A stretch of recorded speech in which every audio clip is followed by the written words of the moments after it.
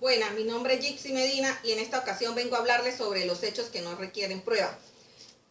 En cuanto a los temas que voy a tomar en cuenta en esta exposición son concepto de hechos que no requieren prueba, los hechos probados, admitidos y confesados, los hechos notorios, los hechos presumidos por la ley, las leyes de carácter nacional, los hechos indefinidos, los hechos negativos, las máximas de experiencia, los hechos irrelevantes, los hechos evidentes y los hechos normales.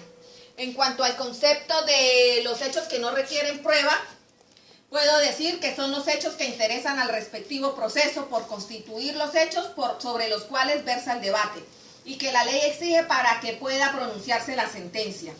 El principio unis probandum tiene excepciones derivadas del mismo de la prueba.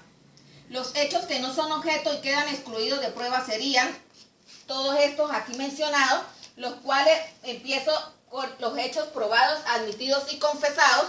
Según Reyen-Romberg, aunque los hechos hayan sido afirmados o articulados en la demanda, ellos no forman parte del tema probandum si han sido admitidos por la contraparte. La confesión, al igual que las afirmaciones o negaciones indefinidas, admiten que hay una prueba en contrario. Es decir, que lo que voy a confesar debe estar acorde a los otros elementos de prueba, sobre todo en materia penal, para que pueda tener un hecho, para que pueda tenerse como un hecho probado. ¿Por qué en el derecho penal es tan importante que los hechos confesados o admitidos tengan o concuerden con los otros medios probatorios o los otros elementos materiales? Porque, por ejemplo, un padre, por el amor que detiene a su hijo, puede aceptar una responsabilidad para que su hijo no vaya a prisión. Por eso es que todos esos hechos, así sean confesados o admitidos, deben de estar de acuerdo con todas las evidencias que hay en el proceso. Porque si todas las evidencias apuntan a que, por ejemplo, esa confesión no es cierta, no la pueden tener como un hecho probado, porque va en contra de todo el resto de materiales probatorios. Diferente, por lo menos en materia civil, por ejemplo, podría ser que X persona me prestó cierta cantidad de dinero, admitiendo que me prestó 300.000 bolívares. Estoy confesando, no necesito más pruebas, porque prácticamente estoy admitiendo una responsabilidad o una obligación de tipo patrimonial.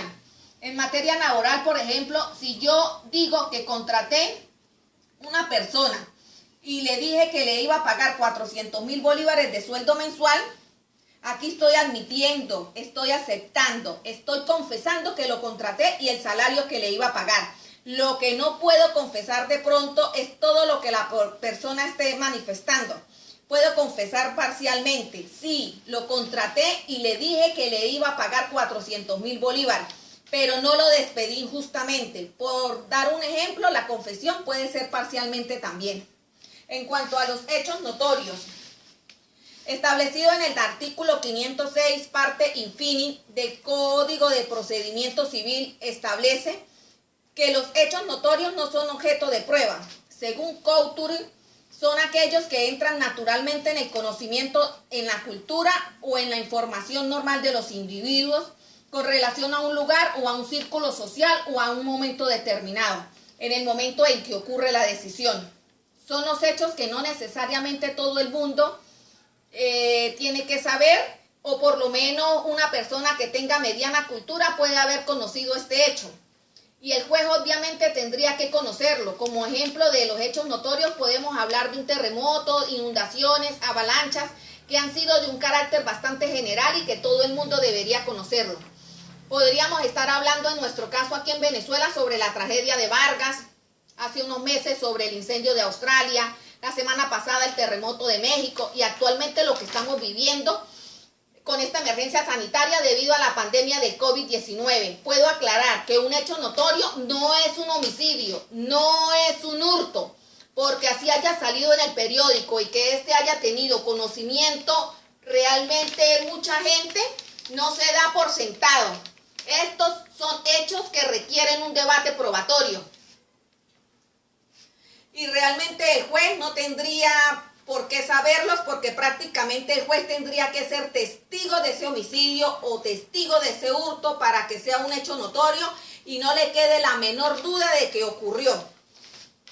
En cuanto a los hechos presumidos por la ley, al respecto al artículo 1394 del Código Civil venezolano establece: Las presunciones son las consecuencias que la ley o el juez sacan de un hecho conocido para establecer uno desconocido.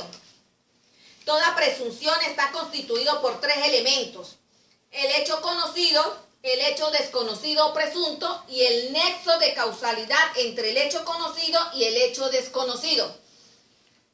En cuanto a las leyes de carácter nacional, puedo decir que son aquellas donde se encuentran las leyes que expide la Asamblea Nacional y los decretos que expide el presidente de la República. Por ejemplo, si yo voy a iniciar una demanda o una solicitud basada en una norma de carácter nacional, no necesito probar que esta ley existe, ya que se encuentra en Gaceta Oficial. Mientras que si lo voy a hacer con una norma de carácter municipal o de carácter estatal, sí tengo que adjuntar una copia de dicho decreto que haya o de dicha ordenanza que haya decretado el alcalde o la gobernadora en este caso. Los hechos indefinidos, sea su formulación asertiva o negativa, contienen una afirmación que está exenta de prueba por la imposibilidad de probarla. En este sentido, Davis Echandia dice: las afirmaciones o negaciones indefinidas están entre los hechos imposibles, excluidos de pruebas. Esto es cuando, a pesar de existir o ser ciertos, no es posible demostrarlos. Hay ciertas afirmaciones o ciertas negaciones que por sus propias características son casi imposibles de probar. Si yo, por ejemplo, les digo que nunca he estado en Barquisimeto, ¿cómo haría yo para probarles esto? En este caso no tengo forma de probarlo. Tendría que haber una cámara en esa ciudad, en la entrada, desde mi nacimiento hasta la fecha de hoy, para poderles probar que no he estado allí, ya que eso es imposible de probar para mí. Pero para ustedes es mucho más fácil como contraparte de probar que yo sí estuve allí.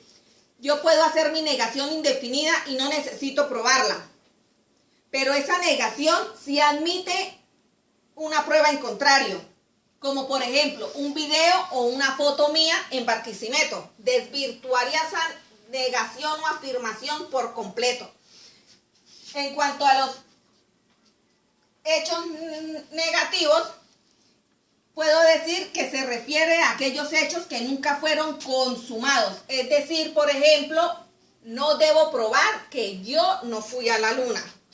En cuanto a las máximas de experiencias, se fundamentan los conocimientos adquiridos por el juez, en algunos casos semejantes, y de cierta manera le ayudan a decidir la decisión en el presente caso.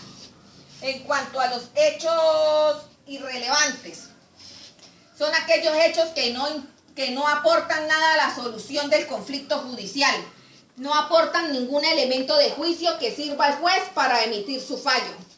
En cuanto a los hechos evidentes, son los hechos conocidos por todos cuya característica no es dudosa para que se pueda de alguna manera demostrar. Ejemplo de ello: la noche es oscura, el día es claro. También un hecho evidente es un cuchillo que sirve para cortar. En cuanto a los hechos normales, son aquellos que desde el punto de vista natural se consideran que se realizan en una forma normal. Ejemplo, el amor que una madre le tiene a su hijo, ya que es algo anormal, que sería que una madre no quisiera a su hijo. Entonces, cuando se presenta un hecho donde la madre dice que quiere a su hijo, esto no hay que probarlo, ya que esto es una situación normal. Este fue todo mi tema y espero que haya sido de su agrado.